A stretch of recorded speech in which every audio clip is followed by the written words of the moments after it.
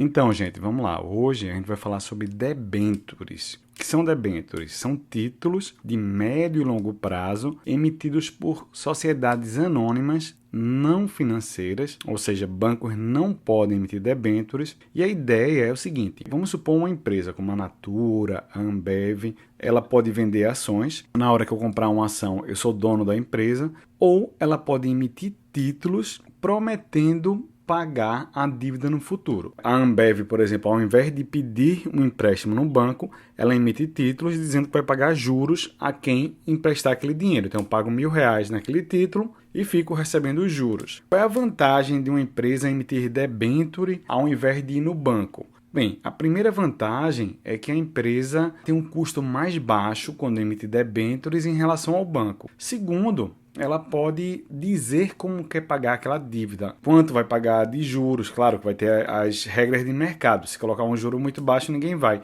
mas qual vai ser o indexador, qual vai ser o prazo, né, de forma a combinar, digamos assim, com os projetos da empresa. Enfim, são títulos tais quais o CDB ou títulos públicos, mas nesse caso emitidos por empresas não financeiras SA, sociedades anônimas. As empresas de capital aberto precisam de autorização da CVM para realizar a oferta pública de debêntures. Então, precisa ter uma autorização. Normalmente tem um banco de investimento ou uma corretora ou ainda uma distribuidora fazendo essa intermediação e vai sair lá aquelas debêntures. O documento em que consta lá como vai pagar, qual a taxa de juros, chama-se escritura. Lá vai ter prazo, forma de remuneração, etc. As debêntures podem conter cláusulas que dão direito ao seu detentor de trocá-la por ações. Não é o normal. Quando a debênture pode ser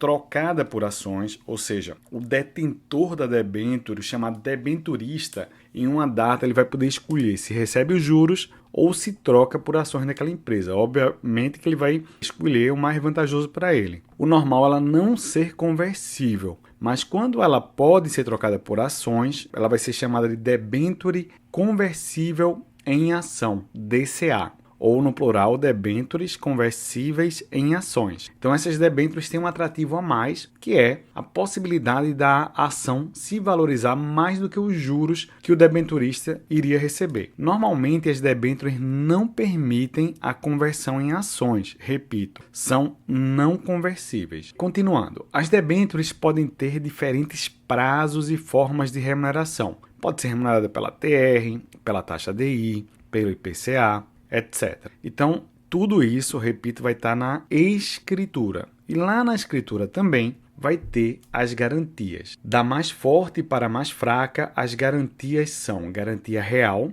garantia flutuante, garantia quirografária e garantia subordinada. A garantia real é a garantia mais forte de todas. Por ser uma garantia forte, os bens registrados como garantia não são onerados, ou seja, não podem ser vendidos pela empresa e tal. Então, se a empresa falir, não conseguir pagar os juros, o debenturista vai ter aqueles bens garantindo ali o empréstimo que ele fez. Pessoal, bom dar uma olhadinha na nossa apostila lá em www.cpa10gratis.com. É gratuito para baixar a apostila porque essa parte aí de garantias é um pouco visual. A segunda garantia, depois da real, a segunda mais forte é a flutuante. Ela tem privilégios sobre os ativos, mas não impede que os bens dados como garantia sejam negociados. Numa fila, vamos supor, a empresa faliu, aí vai ter lá governo, funcionário da empresa, fornecedores, etc. A garantia flutuante, né, o debenturista vai ter privilégio, mas se a empresa vendeu aquele bem antes ou fez alguma coisa do tipo, ele acaba não conseguindo exercer esse privilégio, digamos assim. Por isso a garantia flutuante é uma garantia fraca. Mais fraca do que ela é a garantia quirografária. É até chato de falar, né?